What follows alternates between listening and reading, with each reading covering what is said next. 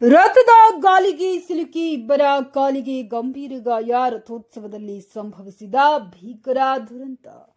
ಶ್ರೀ ಬಸವೇಶ್ವರ ಜಾತ್ರಾ ರಥದಡಿ ಸಿಲುಕಿ ಇಬ್ಬರು ವ್ಯಕ್ತಿಗಳ ಕಾಲಿಗೆ ಗಂಭೀರ ಗಾಯ. ಆಸ್ಪತ್ರೆಗೆ ದಾಖಲು. ಧನ್ರಾಜ್ ಎಂಬುವರ ಎರಡೂ ಕಾಲಿಗೆ ಗಂಭೀರ ಗಾಯ. ಇನ್ನೋರ್ವ ವ್ಯಕ್ತಿಗೂ ಗಾಯ.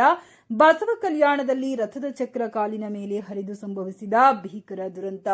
ಬಸವ ಕಲ್ಯಾಣ ನಗರದ ತೇರು ಮೈದಾನದಲ್ಲಿ ಸಂಭವಿಸಿದ ಘಟನೆ. ಶ್ರೀ ಬಸವೇಶ್ವರ ಜಾತ್ರಾ ರಥೋತ್ಸವ ವೇಳೆ ಸಂಭವಿಸಿದ ಭೀಕರ ದುರಂತ.